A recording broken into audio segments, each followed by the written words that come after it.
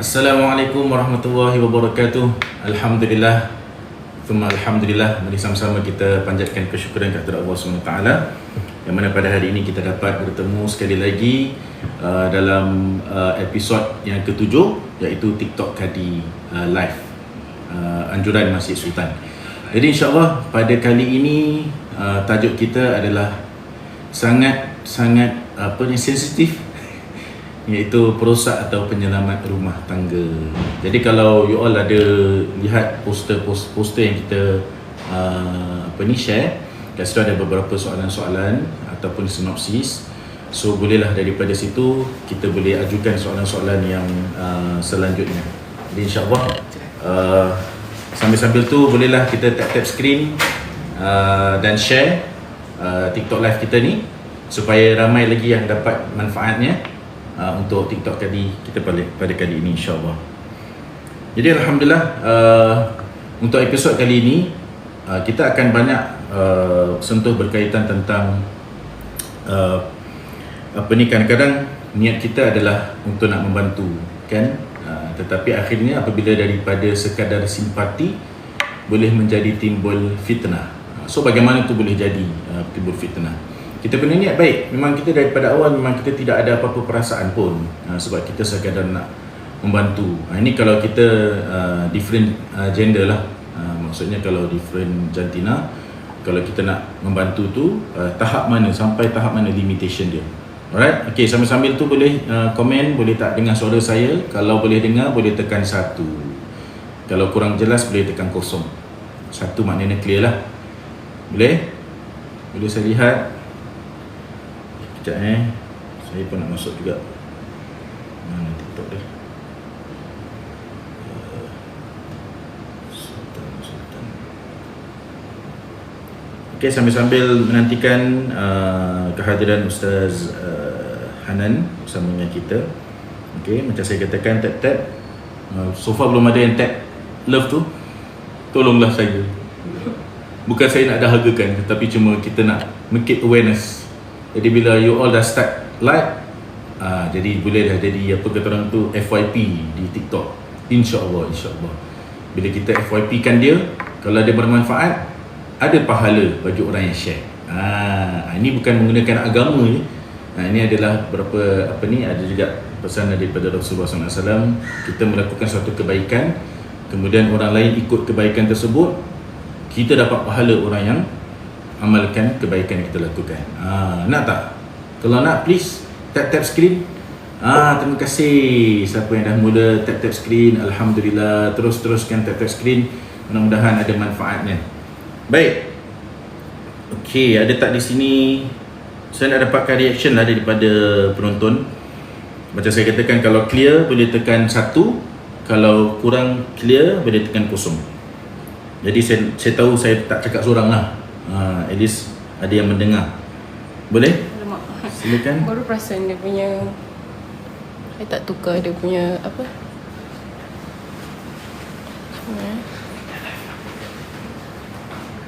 Tapi ni dah lain. Ni. Kegalan lah. Selamat datang Ustaz Hanan. Selamat datang. Ahlan. Alhamdulillah. Khabar semua sihat? InsyaAllah. Okey. Alright, maaf kita ada sedikit technical Tunggu je. jadi kita just teruskan sajalah. Okey, baik. Okey, jadi Ustaz, hari ini kita akan merungkai. Merungkai itu macam bahasa ini sangat bahasa up sangat. Kita kan ada kat sini ada BBNU kan, dah baru nak up, jadi kita janganlah gunakan perkataan-perkataan yang rumit. Jadi kita pakai perkataan yang mudah untuk difahami. Alright, so hari ni kita nak cakap pasal kita ni sebagai seorang yang menyelamatkan rumah tangga pasangan, ataupun kita menjadi punca untuk menjadi punca bagi pasangan itu bercerai ke, ataupun ada konflik ke dan sebagainya. Betul. Jadi, topik ni memang agak berat sikit lah kan. Betul. Kira topik ni dia, orang kata tu mungkin ada yang pernah lalui, ataupun mungkin secara tak sedar lah. Secara tak sedar mungkin kita semua pernah, orang kata tu, ramai orang rasa, ramai juga yang tak tahu macam mana nak navigate it. So something yang maybe we have all faced, and in one way or another lah. So insyaAllah dia punya nama topik dia apa? Perosak ataupun penyelamat rumah tangga bila simpati bertukar menjadi fitnah. Dia first dia macam kesian, Ustaz. Betul. Macam dia nak bantu. Niat dia nak bantu. Macam biasa, macam orang nak tak tolong. Yes. Jadi agama Islam ni kita boleh buat macam tu ke tidak? Kita nak bantu. Itu yang kita nak kaitkan nanti insya-Allah. Okey, Ustaz. Apa nama dia tu? Apa saya cakap tadi Okey, so bila kita nak start soalan yang pertama tu, atau sebelum kita nak start soalan pertama, dekat sini kita kena fahamlah maksud fitnah dekat sini. Maksud fitnah dekat sini. So kalau you all tengok dalam poster kan, bila simpati bertukar menjadi fitnah. So fitnah ni dalam bahasa Arab ataupun dalam Al-Quran, dia bukan hanya fitnah ni kita maksudkan sebagai accusation ataupun kita tuduh orang buat silap dan sebagainya. Tapi dalam this konteks fitnah ni maksudnya ujian. Ujian yang mana melalui ujian tersebut adakah kita dapat menangani that particular ujian tu dengan cara yang betul ataupun dengan cara yang tidak diajar dalam agama kita. So fitnah dekat sini jangan faham as accusation lah. Ni yang paling important punya konteks yang kita perlu fahami lah. Kita make it clear dulu pemahaman tentang fitnah. Betul. Sebab dalam ayat Al-Quran pun kat situ katakan fitnah tu lebih besar daripada membunuh. Betul kan? Yes. Itu dia punya literal punya terjemahan. Tapi yang sebenarnya yang Ustaz maksudkan dia bukan accusation tetapi dia satu ujian. Satu ujian. So melalui ujian tersebut kirakan bagaimana kita menangani lah.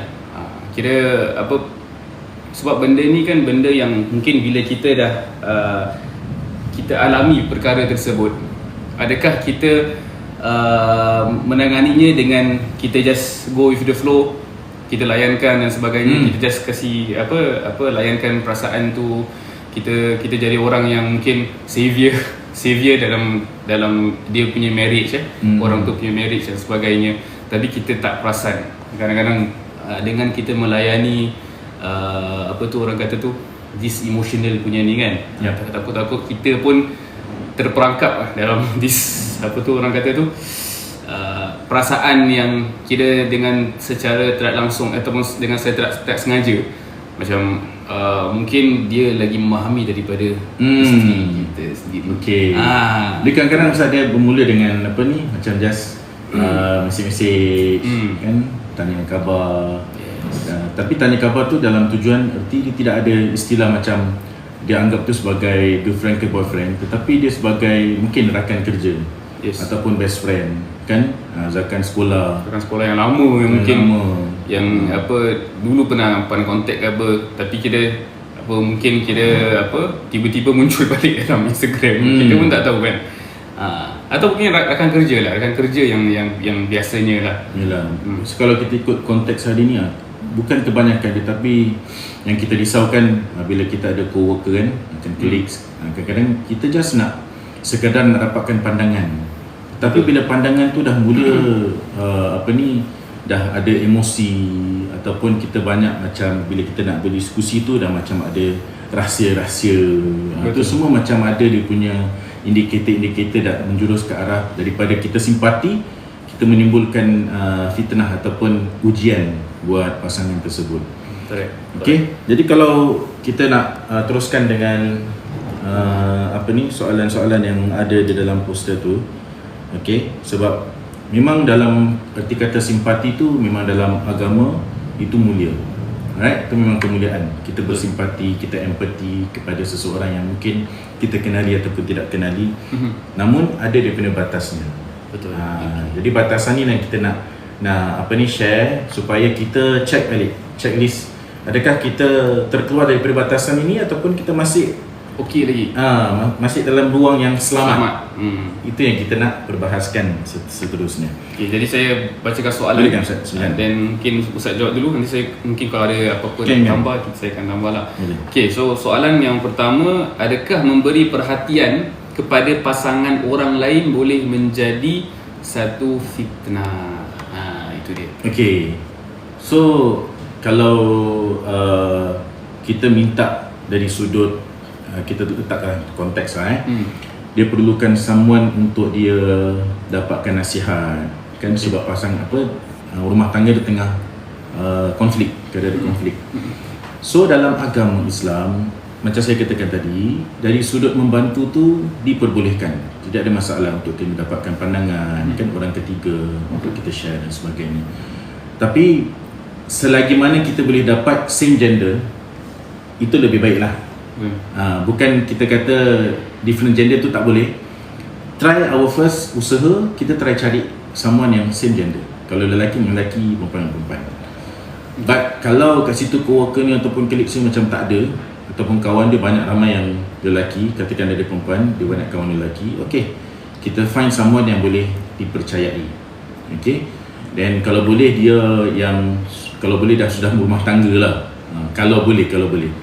Kenapa? Sebab kalau orang yang berumah tangga ni, dia mungkin ada pengalaman, right? Dia boleh tahu gauge macam mana dia nak posisi diri dia supaya dia tak over limit lah. Tapi kalau yang maybe bujang ke dara ke, maybe dia belum ada pengalaman daripada situ. Mungkin dia ada tahu skill, some knowledge, but that is bukan kurang sempurna, tetapi dia perlu someone yang berpengalaman.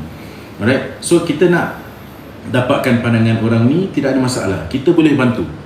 Kita yang jadi sebagai orang yang mendengar, kita boleh jadi orang yang boleh mendengar, tetapi dengan syarat, kalau different gender, kita kena berhati-hati apabila kita memberikan pandangan itu hanya sekadar pandangan yang general, not too specific, sampaikan benda-benda yang kita kongsikan, dia kongsi maklumat yang katakanlah eksplisit, benda yang rahsia, tetapi pasangan dia sendiri tak tahu, dia kongsi dengan kita pula.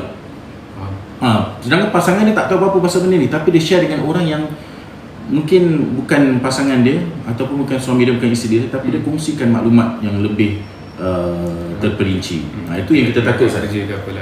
Takut nanti kita dah start macam main perasaan, emosi. Mula-mula tak ada cinta Ustaz. Mula-mula dia just macam kesian. Lepas tu ada hikmah dia nak dalam cerita cerita Madu 3 ke 3 Abdul, something like that. Yang dia kata kesian. Jadi perkataan kesian ni, kita kadang-kadang kena berhati-hati dengan perkataan kesian. Takut-takut kita dah mula berkutik untuk kita ada perasaan terhadap orang yang sedang ada hadapi ujian. Kadang-kadang kesian ni kita tak sebut pun, dalam hati kita cakap kesian hari ni ya Allah kan. Tapi that walaupun tak disebut tu pun, kadang-kadang benda tu pun boleh jadi. That moment lah syaitan tengah start. Cucuk sikit. Okay, mungkin Ustaz sebagai naib qadi kadang-kadang ada pasangan yang mungkin Ustaz kahwinkan kan. Kira mungkin mereka mengalami orang kata tu marital punya challenges. Jadi mungkin pernah tak pasangan yang isteri lah bukan isteri Ustaz, maksudnya yang perempuan, couple tu dia personally WhatsApp Ustaz ke, ataupun mungkin minta advice Ustaz lah melalui private punya WhatsApp, the DM ataupun DM, Instagram dan sebagainya. Dan mungkin Ustaz, kalau ada Ustaz, macam mana Ustaz cara Ustaz ni? So pendekatan Ana, saya akan Ana sejak saya apa-apa je lah kita akan tanya soalan-soalan yang general sebagai permulaan. Lepas tu kita minta izin supaya apa-apa perbicaraan kita ni diharapkan pasangan di sana pun tahu that you consult me. Itu saya make it disclaimer dulu. Kita minta izin dengan dia untuk tanya dulu, okay, sama ada perkara ni yang awak sedang bertanya dengan saya ni, adakah pasangan awak tahu tentang perkara tersebut. Seandainya kalau dia dah berikan keizinan ataupun dia dah tahu, okey, itu baru saya mulakan dengan mendengar. Instead of kita kasihkan respon, kita mendengar dulu. Dengar dalam arti kata kita be a good listener, kita dengar, kemudian kita tapis, kemudian kita acknowledge, and then kita kasihkan penjelasan. Tetapi penjelasan tu bukan erti kata dia pilih apa yang kita berikan penjelasan tu. Kita kasih few option supaya dia fikir. kita tak terus jump to conclusion. Okay, ini suami awak ni dah teruk dah ni. So kita accuse. Itu yang kita tak nak. So kita punya approach, kita kena berhati-hatilah. Kita kena pandai macam mana nak put the question, macam mana kita nak respond. Masya-Allah. Right? Itu permulaan yang Ana boleh share lah. Sebab kalau tak pun nanti kita sebagai naik kadi pun jadi fitnah pula. Maksudnya kalau let's say betul Ustaz, betul. Itu yang kita risau lah, kita takut. Ya. That's why kita kadang-kadang bila ada sesi counselling, bukan counselling, sesi macam pasal marriage punya advice dan sebagainya. Dalam masa yang sama kita senantiasa ingatkan, aku ada isteri, bagaimana aku punya komunikasi dengan isteri aku. Dia macam reflect, more to reflection. Instead of kita nak bantu dia, sebenarnya bila kita bantu dia, kita sedang bantu diri kita. Betul. Supaya kita tidak tersasar. Kita ada peringatan kat dalam pemikiran kita. Itu mungkin daripada pandangan. Jadi mungkin saya tambah sikit lah. Dalam Al-Quran Allah SWT berfirman dalam surah Al-Isra, kalau saya tak silap ayat yang ke-32, Allah berfirman, wala taqrabuz zina innahu kana fahishatan wa sa'a sabila. Dan janganlah kamu menghampiri zina, sesungguhnya zina itu adalah perbuatan yang keji dan satu jalan yang jahat. Jadi ramai ulama tafsir katakan di sini the prohibition of don't approach is actually stronger than don't do it. Sebab dalam firman Allah tadi wala taqrabuz zina, secara literal is jangan mendekati, kan? Jangan mendekati zina. Allah tak sebut jangan buat atau commit zina. Kadang-kadang ada orang boleh faham as jangan dekati zina, tapi buat zina tu boleh. Tu silap, tu salah besar. Bila Allah menggunakan perkataan jangan mendekati, okay, maksudnya all paths that could lead towards zina, including inappropriate emotional closeness, overly personal communication, ataupun berdua-duaan, okay, semuanya itu fall within this warning zone. So this is what many of us don't realise, yang fitnah ni rarely, kira jarang sekali start with bad intentions. Dia selalu start with something yang nampak macam okay, macam baik. Tapi sebenarnya dalam Al-Quran, dalam ayat yang lain pun disebutkan, the scholars dah cakap ni adalah khutuwatis syaitan. Okay, the footsteps of syaitan. Di mana dalam Al-Quran surah Al-Baqarah ayat 208. Okay, ya ayyuhalladzina amanu dukhulu fis silmi kaffatan wa la tattabi'u khutuwatis syaitan. Wahai orang-orang yang beriman, masuklah ke dalam Islam dengan secara menyeluruh dan janganlah kamu mengikuti langkah-langkah syaitan. Sesungguhnya dia adalah musuh yang nyata bagi kamu. So, syaitan ni dia tak datang dekat kita with something yang besar straight away, something huge. Dia akan datang dekat kita secara step by step. Mungkin yang pertama dia akan just cakap alah, ni setakat tolong je, tak ada apa-apa pun, kan. Nanti step yang kedua pula, alah ni semua setakat kawan je, ni biasa je. Step yang seterusnya pula, mungkin dia lebih memahami better daripada my own spouse. Ni sudah makin seram lah, kan. Lepas tu step yang keempat, I just feel comfortable with her. I mean, kira kasih advice dekat dia. And then dah makin lama step 5, the situation dah jadi complicated, and that's syaitan punya strategi. Jadi bila kita kata tentang dosa, dalam hadis pun ada sebut al-ithmu ni adalah ma haka fi sadrik wa karihta an yattali' alaihi an-nas. Kira ni kira saya ambil shortcut ni lah. Kalau hadis yang panjang dia lagi panjang. Saya cuma ambil yang bab tu, di mana dosa tu adalah apa yang mengganggu hatimu dan kamu tak suka orang lain mengetahuinya.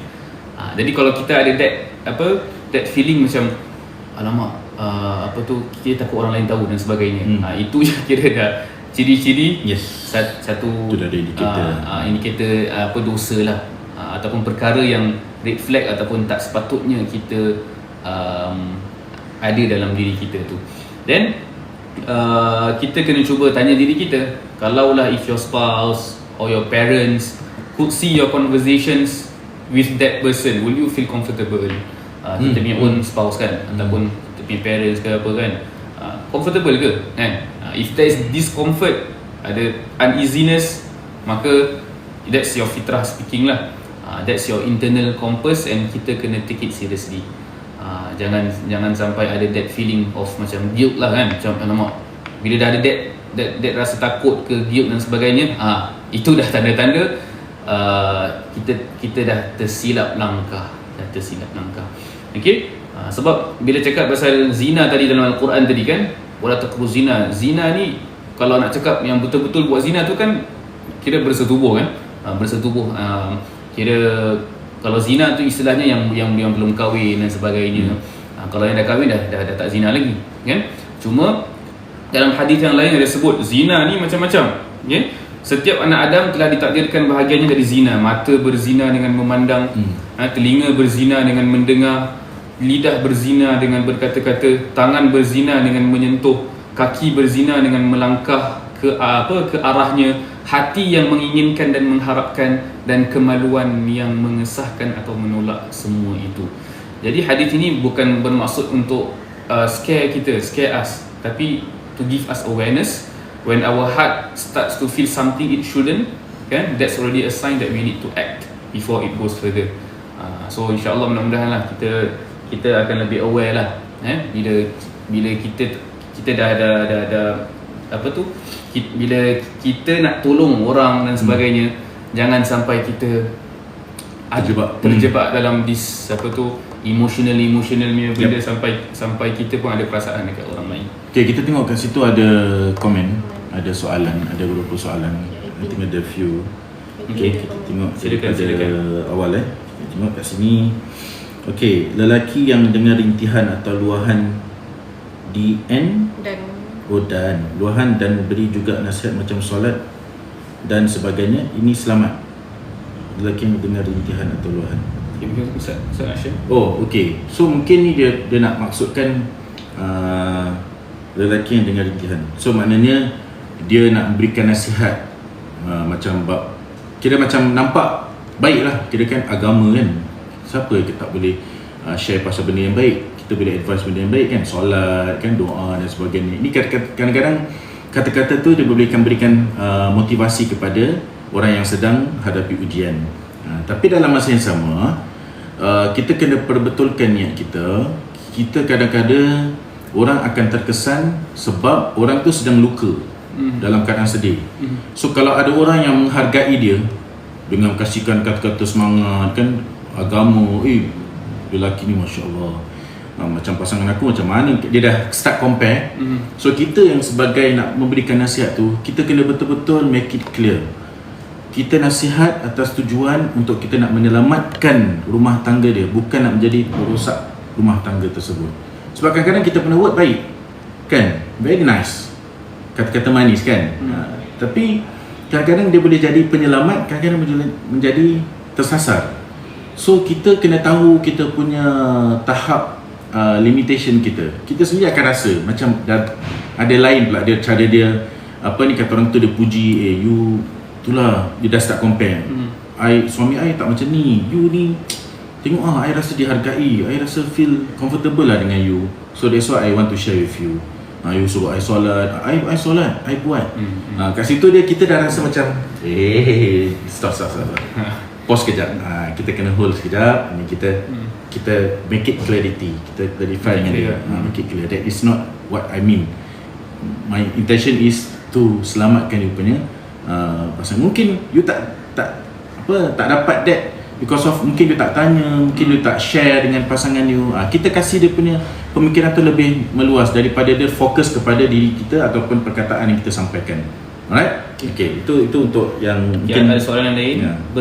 Berkenalan dengan suami orang dan didapati kita mengandung dan lelaki itu elak dari responsibility. How? Daripada Black Roses, Gemini. Ni dah macam ni dah macam yang ChatGPT ada, Gemini bukan? Astagfirullahaladzim, memang pula saya. Apa? Okay. Lah, orang yang birthday June pun dia Gemini kan. Okay, boleh Ustaz. Okay, mungkin Ustaz. Okay, ini berkaitan tentang keterlanjuran kan. Ni dah more than, dia bukan lagi penyelamat lah, dia dah sebaliknya lah, dia dah perosak lah, sebab dia dah menghamilkan wanita yang bukan isteri dia, tapi perempuan yang lain kan. Because of this lah, dia dah mula macam nasihat-nasihat, lepas tu dah timbul emosi, dah mula dah cinta, tapi cinta yang terlarang kan. Sebab dah sampai macam nama ni kan, macam nama apa, apa nama dia, nama cerita je Zat. Tak ingat apa nama cerita dia. Cerita yang terlarang. Tapi yang penting bila kita dah sampai into that thing, okay, dah sampai dah ke terlanjuran, ingat ini bukan memberikan satu kata yang mudah. Sebab lain orang, lain cara kita nak respon. Kita tak boleh macam one fit all. Kan? One apa, macam ada satu jawapan boleh merumuskan segala-galanya. One apa? One size fit all. One size fit all. Tak ada. Okay, sebab situasi berbeza. Kan? Kalau kita ikut, kalau berdasarkan soalan ini, saya take it as a general lah. Biasanya kita akan pesan untuk kita bersegera apa? Bersegera untuk kita bertaubat kepada Allah Subhanahu Wa Taala, mengakui kesilapan kita. Itu hablum minallah kita settle dulu. Okay? Kemudian hablum minan nas, humanity kemanusiaan. That one kita kena cari jalan macam mana kita nak menyelesaikan perkara ini dengan adanya orang yang ketiga ataupun adanya orang yang pakar. Okay? Pakar kaunseling ke, pakar perubatan ke dan sebagainya lah, yang kalau ada isu-isu pasal kedoktoran, perubatan dan sebagainya. Kita dapatkan expertise. Kita tak boleh jump to conclusion that okay lah, aku nak responsible. Yang ni soalannya dia tak responsible. Tapi kalau dia nak responsible pun, dia tak boleh terus kata okay, aku kahwin dengan kau, settle. Tak, kadang-kadang mungkin bukan itu cara jalan penyelesaiannya. Mungkin ada alternatif yang lain. So kita dapatkan pakar, dan sebagainya. Dapatkan nasihat dulu sebelum kita nak bersegera. Tapi kalau ustaz-ustaz punya jawapan, memang kita selalu ingatkanlah untuk kita bersegera bertaubat kepada Allah Subhanahu Taala. Mungkin itu pakar asatizah, tapi kalau asatizah tu maybe dia dah ada dari sudut kaunseling kan, mungkin jawapannya berbeza. Macam saya tak ada apa kata orang tu basic counselling, tapi Ustaz Hanan ni alhamdulillah dia sedang belajar untuk bahagian counselling. So so kalau macam untuk menjawab soalan tersebut secara generalnya, okay, bertaubat kepada Allah SWT, kemudian kita cari someone yang boleh kita dapatkan nasihat pandangan yang lebih jelas. Betul. Right? Kalau kita nak nampak soalan tadi yang elak dari responsibility je, kira itu dah memang antara red flag jugalah kan. Kalau dia nak bikin tapi dia tak nak bertanggungjawab je, kira nampak sangat juga yang dia seorang yang satu, dia just nak sedapkan nafsu, tapi bila dah comes into responsibility punya benda, dia dah tak nak ambil tahu langsung. So itu je dah first red flag yang tapi kita tak boleh terus cakap lah ni red flag, you jangan kahwin dengan dia. Ni masih lagi banyak perkara yang mungkin kita boleh discuss lagi dengan kita punya itulah. Mungkin kita minta advice daripada ibu ayah kita, ayah, keluarga dan sebagainya. Okay, mungkin orang pun boleh berubah, kita pun tak boleh judge macam gitu je. Betul tak? Okay, seterusnya Ustaz, bagaimana seorang lelaki yang telah berkahwin, mana dia, tapi utamakan ibunya berbanding wife hingga talakkan talakkan isteri. Saya tak nampak pula yang hingga tu. Sekejap hingga talakkan isteri. Okey. Ini kita dah berbagi cinta, berbagi kasih lah. Sebab dia dah berkahwin tapi dia utamakan ibunya. Salah ke Ustaz kita utamakan ibu kita? Okey, berkenaan cinta terhadap ibu bapa, cinta terhadap pasangan, mesti ada dia punya lain-lain kan, dia punya cara kita tunjukkan kasih sayang kan. Kalau dengan wife sebenarnya macam kita akan lagi macam manja-manja tu selalu lah. Manja-manja macam mak bapak, contoh kita nak manja mak bapak, takut nanti orang yang apa kau ni kena besar dan sebagainya. Lain cara tunjuk cinta. And kalau nak cakap priority tu kan, prioritize mak terhadap ni, kalau kita nampakkan sangat depan isteri kita, memang isteri kita tak suka, ataupun either or lah. Suami nampakkan yang dia lebihkan apa Isteri, mak ibu. mak terhadap ataupun over isteri. Kira pasangan memang tak happy lah kan. So Ni lagi kalau duduk serumah kan. so kita tak boleh cakap kita prioritize siapa over siapa. Dua-dua kita memang kena sayang. And jangan nampakkan macam kira bila kita dengan family terus apa macam nampak sangat berbeza lah. Bila kita dengan isteri macam lain, cara layanan.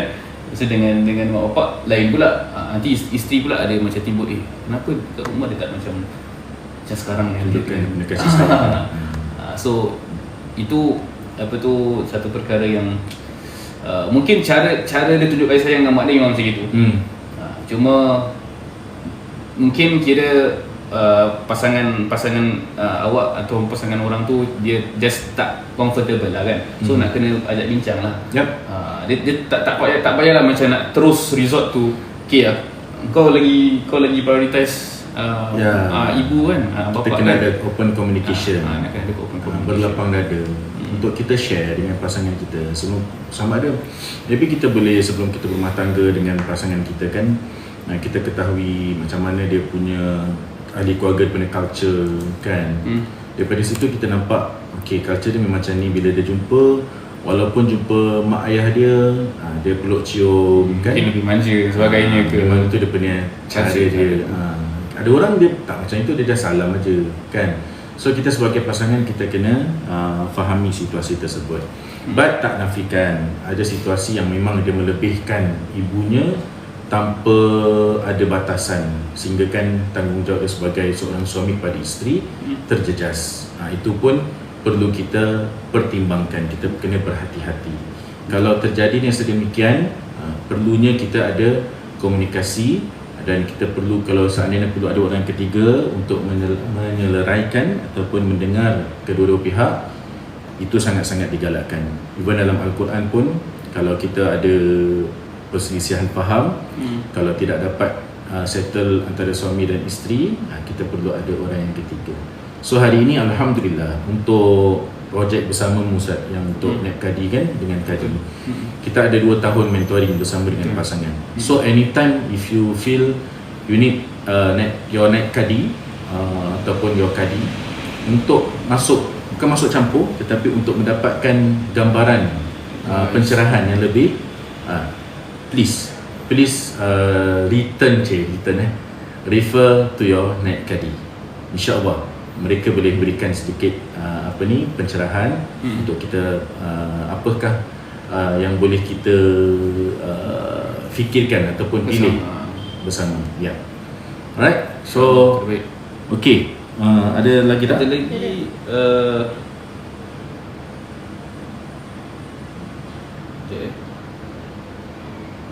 salam, saya dapat tahu suami saya curang dengan kawan saya. Apa harus saya buat? Apa harus saya buat?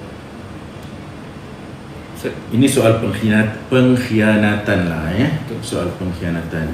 Khianah tu memang tidak boleh kita jadikan sebagai kebiasaan ya, khianat. Sebab kadang-kadang khianat ni dia ada short term, ada long term. Khianat short term tu maksudnya dalam 5 tahun, 10 tahun dia berumah tangga, tak pernah dia khianat, tapi tiba-tiba Allah uji dia sebagai seorang lelaki. Pastinya dia akan diuji oleh Allah SWT.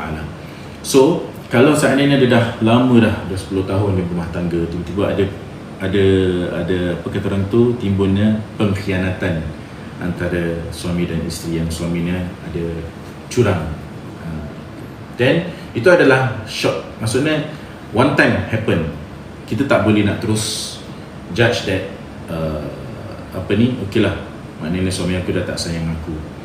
Pengkhianatan ni berlaku, mungkin Allah nak uji supaya kita ni cuba cari jalan penyelesaian dengan berkomunikasi. Mungkin dah lama sangat 10 tahun tu, mungkin after dah 5 years tu tiba-tiba dulunya selalu bersembang-sembang, duduk bersama kan, tapi after 5 years tu tiba-tiba makin jarak jauh pula, yang si suami dengan handphone dia, yang isteri dengan handphone dia. Tak ada komunikasi lagi. Bila awal-awal kahwin, senantiasa ramai, physically kan. dinner every week mesti ada. Itu yang kita takut lah. Okay? Dah hampir 10 tahun dah berumah tangga, akhirnya cari sehaluan sendiri kan. Bila tidur kat atas katil tu macam tak tidur atas katil. Dia punya pemikiran dia tu, jasad dia dekat situ, tetapi pemikiran dia di luar daripada apa yang difikirkan. Maksudnya dia fikir pasal orang lain dan sebagainya, ataupun dia sibuk dengan tengok scrolling kan, screen time. Ini semua kadang-kadang boleh timbul kecurangan tu disebabkan kurang kasih sayang tu dah kasih sayang tu dah mula pudar. Itu yang ada dia punya simptom-simptom yang ke arah kecurangan. So kita kena very lihat daripada holistic punya purpose. So maknanya apa? Kita perlu berkomunikasi, cari lagi someone pakar untuk kita dapatkan nasihat, duduk dengan counselling supaya kita dapat penjelasan yang lebih. So daripada situ barulah dia terbuka, kenapa dia start curang, because of I dengan you sekarang dah tak ada ni lah, I dah tak ada feel macam ni. So bila dia tahu, okay, what's next? So maknanya dia terbuka, dia bukan terus judge. Kalau khianat yang bukan selama ni, long term, maksudnya tu daripada awal perkahwinan dia dah ada pengkhianatan. So bila dah awal perkahwinan tu, kita masih boleh berbincang kan? Kita berbincang. Tapi kalau kerap kali happen, kita pula isteri yang bangsa reda kan, restu, tak apalah, yang penting dia berikan aku nafkah. Tapi dari sudut khianat, dari sudut emosi tu ada, tapi dia tahan, sabar sampailah dah 5 tahun, dah 10 tahun dia dah tak boleh angkat, baru dia menyuarakan. Kenapa tidak pada awal-awal tu kita try to selamatkan dia, sebab kita pun tak nak dia buat dosa. Kita tak nak pasangan kita pun buat dosa, buat curangan. Kita tahu benda tu salah. Mungkin dia perlukan guidance. Kita sebagai pasangan, kita support lah kita punya pasangan. Bukan support untuk dia curang, tetapi support dia macam mana dia nak kembali semula daripada melakukan kesilapan, melakukan kebaikan. So secara rumusan tu kira communication effectively. Lepas tu mungkin kalau perlukan kepada nasihat daripada asatidah, silakan. And also kalau perlu kepada counselling lagi-lagi macam kadang-kadang apa isu ataupun apa root cause curang ni kan, mungkin kira ada sebab-sebab dia kan, yang mungkin perlukan kepada kepakaran kaunselor, kepakaran psikologis dan sebagainya untuk berikan nasihat kepada suaminya dan sebagainya lah. So itu cara-cara untuk kita cuba menangani dengan cara yang baik lah. Jangan terus resort to pergaduhan ataupun mungkin cakap senang lah kan, easily said than done. Lebih kurang macam tu kan. Apa-apalah cakap senang tapi kira yang orang yang merasakan tu yang ni kan. So memang sakit lah, hati tu memang sakit. Cuma I think awal-awal tu memang emosi, memang kena emosi. Jangan terus kita mengiyakan perbuatan yang salah. Cuma macam mana kalau lelaki berdayus, kita use dia tak kisah isteri apa dan sebagainya. So maksudnya cuba settlekan dengan cara yang baik lah. InsyaAllah mudah-mudahan dipermudahkan urusan rumah tangga ni. Antum berdua insyaAllah.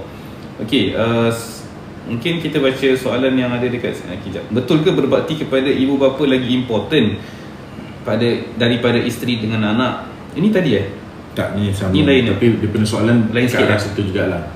Macam dia utamakan ibu berbanding dengan isteri dan anak-anak. So the same. Dia nak kena ada contoh yang lebih ni lah. Kalau kalau betul-betul macam mana cakap, kalau sini kan very umum kan. So kira kita nak kena berbakti terhadap mereka semua dengan cara yang sama lah. Dengan cara yang kalau macam ibu ayah daripada kecil kan, mereka raise kita dan sebagainya. Of course kita nak kena berbakti kepada mereka. Kalau kita tak berbakti kepada mereka, itu tanda kita anak yang tak nak cakap lah perkataan tu kan, anak yang kira durhaka. So Cakap dia Ustaz. derhaka dan sebagainya. So of course kita kena berbaik dengan mereka selagi mana mereka tidak melakukan perkara maksiat lah. Kalau mereka paksa kita buat benda yang haram, then of course kita tak boleh berbakti terhadap mereka dengan melakukan perkara yang haram. Paksa untuk cerai ke kan, tak bersebab kan. And macam jangan sampai kita nampakkan sangat yang macam saya katakan prioritize mak bapak ataupun bapa atau mak atau over pasangan kita sendiri dan juga anak-anak kita lah.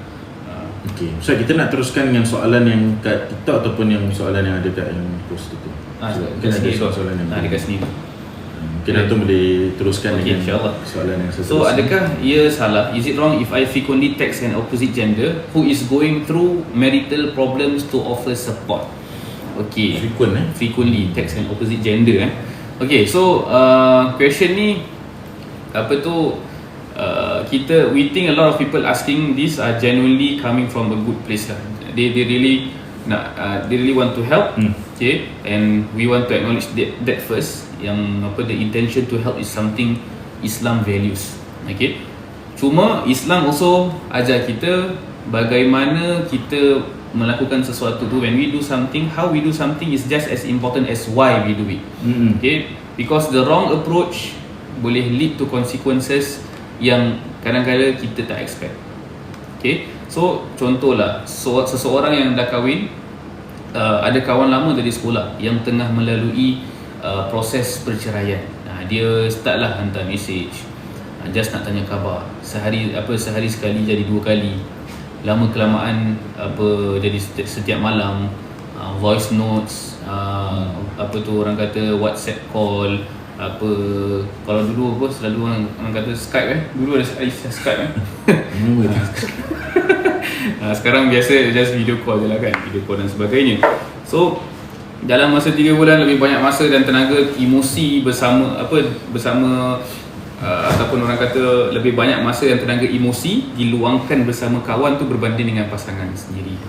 So bila ditanya, jawapannya dia kata dia tengah susah lah, kita nak tolong dia, tapi dalam hati dah tahu dah ada yang tak kena, kan? So tak lama kemudian rumah tangga sendiri pula yang mula bergoyah, ada masalah. So dalam hadis Rasulullah SAW bersabda apa? La yakhluwanna rajulun bimra'atin illa wa ma'aha dhu mahram. Jangan sekali-kali seorang lelaki bersendirian dengan seorang perempuan melainkan bersama mahramnya. Okay, so bila kita katakan secara zahir hadis ini kita boleh faham as macam keluar berduaan, kan? Tak boleh keluar berduaan kalau bukan mahram, kan? Tapi contemporary scholars pun ada cakap juga, macam Dr. Yasir Qadhi kalau saya tak silap, mereka telah pun beliau telah pun discuss tentang digital khalwat. Macam private messaging. Dia bukan physical tapi digital. Betul. Macam calls, personal video calls between non-mahram, men and women ni semua, kan? Jadi boleh jatuh dalam the same category because it builds closeness even when you are physically far apart. So ni ulama contemporary kita jangan ingat macam ini kalau berduaan. Kalau dalam digital lain lah. Sekarang bukan tu je Ustaz. Digital ni dia boleh jadi yang someone tu is not someone. Betul, correct. It's AI. Kita ingat tu orang berfeeling dengan AI. Alamak. Ya, tu yang kita risaukan hari ini. Faham. Tapi tu topik tu nanti dah Ustaz, tu digital punya pasangan Okay. So and then also kira kita boleh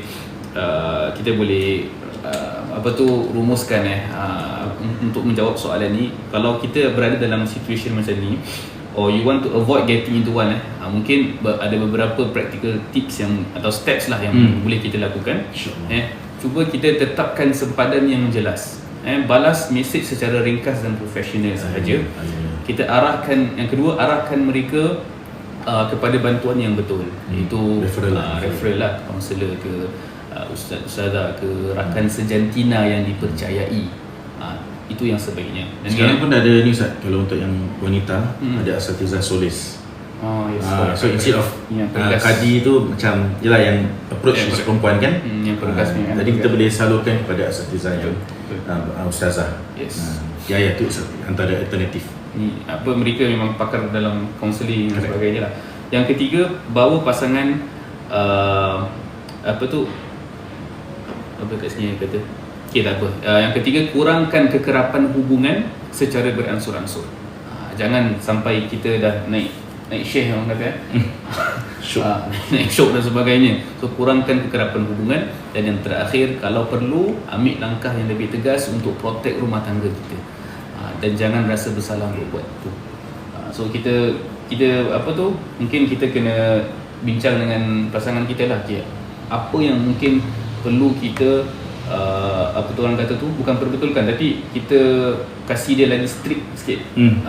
Kita supaya kalau ada let's say barrier-nya, ada barrier dia lah kan. Jangan sampai kalau macam let's say kita terbuat perkara tersebut, maknanya kira benda tu dah over limit lah. Yes. Kita dah tak boleh nak kena ensure yang kita re-evaluate balik and pause seketika. Jangan sampai kita teruskan teruskan dengan perkara yang salah lah. Zuhur dulu Ustaz. Zuhur 105 Okay. 106. Okay. So kita try just ringkas Kalau macam komen kita boleh dapat jawab terus jawab. Ni tadi balik kepada contoh ibu pergi ENE pasal tangan swollen tapi anak tengah sakit, isteri tengah mengandung, adik-beradik semua ada di sana untuk teman. Nah, ini berbalik kepada prioritize lah. Which one yang lebih adrar, maksudnya yang lebih mudarat. Kalau seandainya ibu ni memang perlukan perhatian yang lebih, kita pergi ke sana. Kalau seandainya isteri kita yang lebih perhatian ni, kita pergi ke tempat isteri kita. So macam itu, kita kena prioritaskan. Yang tak salah pun untuk kita kasih tahu. Kita jangan terus pergi. Ni ibu aku, apa aku nak cakap dengan kau, nak tanya dengan kau, aku terus pergilah, ni ibu aku. No, kita kena communicate supaya dia rasa macam, oh, aku pun penting juga, tapi cumanya ibu dia lebih penting dalam saat ketika itu. Mungkin akan datang, mungkin you yang sebagai isteri lebih diutamakan berbanding dengan ibu dia. Sebab sekarang masalahnya ibu ni pun dah ada yang ditemankan. Itu yang kita sebagai seorang lelaki kita kena peka lah benda-benda macam ni. Alright, itu pesanan buat diri saya dan juga untuk penonton. And then salam honest view, spouse when Bali with female colleague caught hugging together, is this betrayal? Oh, betrayal, khianat. Of course. Tapi of course kita jangan melulu dengan kita judgemental lah. Sebab kadang-kadang kalau kita tengok gambar, kadang-kadang boleh jadi ada ni dia daripada Ummiyah. Kadang-kadang boleh jadi gambar tu AI. Sekarang tengok AI dah macam-macam boleh buat. Kadang-kadang letak dia dua gambar, diorang dah boleh saling ciuman antara satu sama lain. So bukan saya suruh fikirkan pasal berbaik sangka sangat, tidak. Tetapi kita cuba kena tabayun lah. Tabayun, that's the word. Kita kena check, kita kena kaji betul-betul kan sama ada benda ni berlaku atau tidak. Kalau seandainya berlaku, what is the next move? Kita kena berkomunikasi. That's the important part. Kita kena communicate. Kita dalam keadaan yang bukan dalam keadaan emosi. Kadang-kadang bila kita emosi, kita communicate, memang tak boleh dapat jalan penyelesaian. Mesti jalan yang untuk kita tuduh antara satu sama lain. So kita carikan dalam masa yang tempat yang sesuai, kita communicate. Itu di antara salam Hanan. Waalaikumsalam warahmatullahi wabarakatuh. Okey. Lagi apa? Salam Ustaz, macam mana nak move on dengan kecurangan pasangan? Dah belum Belum kan? Belum. Okey, macam mana nak move on dengan kecurangan pasangan? Okey, so untuk soalan ni, kira curang ni memang satu perkara yang memang kita kalau pasangan kita yang buat kat kita, memang kita tak ada accept lah. Satu perkara yang sepatutnya kita jauhkan, and satu perkara yang dosa kan. Jadi of course kalau let's say kita boleh cuba settle dengan cara yang baik, kita communicate dengan dia dengan cara yang baik lah. Tapi of course kita bila tengah marah tu kan, mungkin bila tengah marah tu jangan terus berbual dengan pasangan kita. Tunggu sampai kita dah reda sikit, dan baru kita cuba tabayun dulu dan sebagainya kan. Kadang-kadang benda tak betul ke apa kan, kita dah marah. Selalunya macam kalau kat cerita ni selalu is apa, ada wife plot ke twist apa, dia akan terus macam salahkan ke apa. Boleh jadi tak betul kan. So mungkin itu cara yang pertama lah. Kita dekatkan diri dengan Allah pun yes, mungkin salah satu sudut Tuhan yang kita kukuhkan. Kita macam refleksi diri lah. Mungkin atas kejadian kecurangan ni mungkin disebabkan aku juga, mungkin aku tak lama jaga hubungan aku dengan Allah. Itu mungkin salah satu how we want to reflect. Kemudian kalau nak salahkan diri, jangan berlebihan. Boleh salahkan sedikit tapi jangan berlebihan. Maksudnya ni semua because of aku yang punya pasal, that's why dia curang dan sebagainya. No, jangan anggap macam tu. Sebab kita bila buat macam itu, dia akan ganggu kita punya mental health. Kemudian dapatkan sokongan daripada ahli keluarga ke, daripada sahabat-sahabat dan sebagainya. Dan dalam masa yang sama, macam tadi yang kata, beri masa sedikit untuk relax. Betul. Untuk emosi kita relax. Kita jangan ikutkan kita punya emosi. Okey, mungkin kita dapat jawab semua pasal kita dah nak masuk waktu. Okay, sebab ada juga soalan yang mungkin kira mungkin luar daripada topik kan. Yep. Ada soalan yang luar daripada topik itu, insya-Allah nanti next punya session. Terima kasih bagi mereka. Tapi terima kasih. Terima kasih kerana bertanya kepada kita. Seperti biasa Ustaz. Sebelum kita nak tutup, kita ada akronim dan juga doa. Yes. So mungkin boleh dulu boleh. Mungkin akronim dulu lah. Okey, akronim kita cakap pasal simpati kan. So kita masuk pada simpati. So S yang pertama adalah sedar batas syarak kita. Maksudnya tidak semua yang boleh kita lakukan patut dilakukan. Panjang betul. Kita nampak simpati. So I, ikhlas membantu bukan memiliki. Bila kita dah nasihat tu, janganlah kita rasa okay, ada can ni aku nak try ni sebab cantik kan, contohlah kan. So kita ikhlas untuk kita melakukannya. Kemudian M, menjaga maruah semua pihak. Bila kita dah dapat maklumat, kita jangan membuka aib kepada orang lain, kita rahsiakan. Tapi macam saya katakan, kalau benda tu rahsia, kalau pasangan sendiri tak tahu, itu dah game dia dah lain dah. End game dia akan timbul fitnah. Itu yang kita tak nak. Kemudian P, pilih jalan yang selamat. Rujuk kaunselor, asatiza atau pihak profesional. A, awasi hati sebelum terlambat. Fitnah bermula di hati sebelum berlaku di dunia yang nyata. So maknanya hati ni dia boleh berbolak-balik. So awasilah hati kita. T, tutup pintu fitnah. Mana kita boleh tutup, jangan beri ruang kepada syaitan untuk membisikkan kita. Dan akhir sekali I, istiqamah, menjaga amanah rumah tangga. Jadi kesetiaan bukan hanya pada dari sudut kita punya fizikal, tetapi dari sudut hati kita. So kita nak selamatkan rumah tangga orang, jangan lupa untuk kita selamatkan diri sendiri, rumah tangga kita, rumah tangga kita. Okey. So alhamdulillah, terima kasih banyak Ustaz. Simpati panjang betul Masya-Allah. Okey. Sekarang doa pula yang mungkin kita boleh apply, okey, supaya kita dapat dijauhkan diri kita ataupun dilindungi, mohon dilindungi daripada setiap fitnah, lagi-lagi dalam rumah tangga kita ini. So antara doa untuk kita cuba untuk kita amalkan, saya ada dua sebenarnya.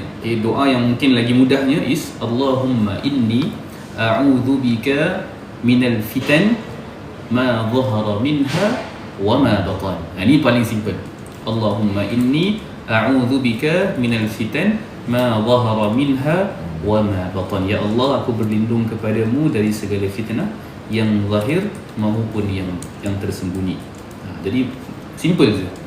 So we ask Allah's protection from fitnah that is visible, what we are aware of, and what is hidden, things we might not even realize we are being exposed to, including fitnah within our own hearts.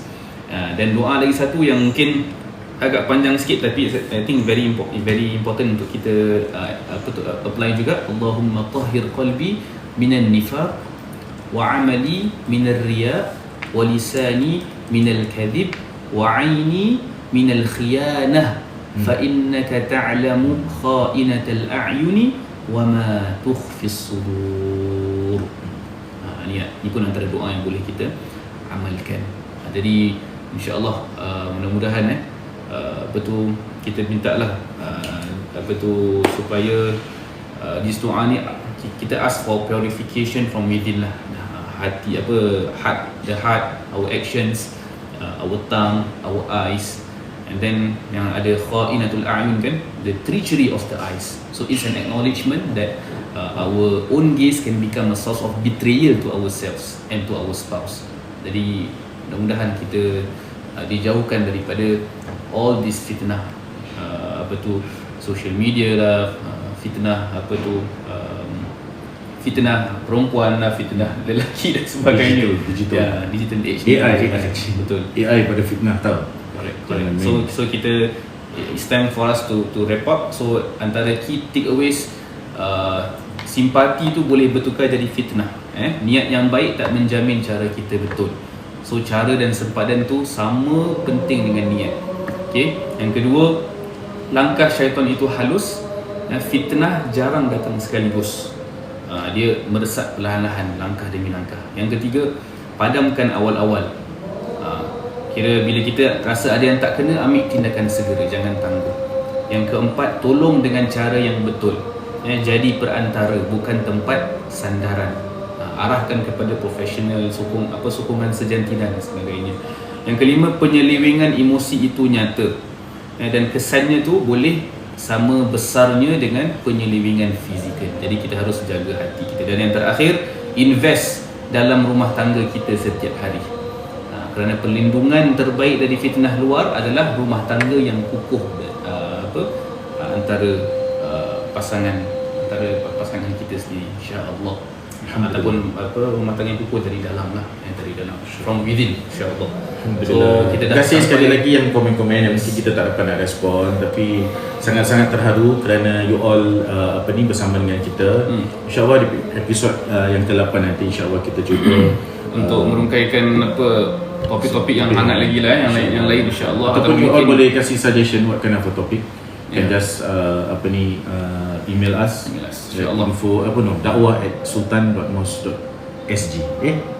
dakwah@sultan.mos.sg. Betul lah. Betul kan? Betul. Ya, alhamdulillah 45 orang yang menonton sekarang secara live. Terima kasih semua. So kita dah sampai ke penghujung live. So saya Ustaz Hanan, saya Ustaz Syahid. Kita jumpa lagi di TikTok kadi yang seterusnya. Assalamualaikum warahmatullahi wabarakatuh.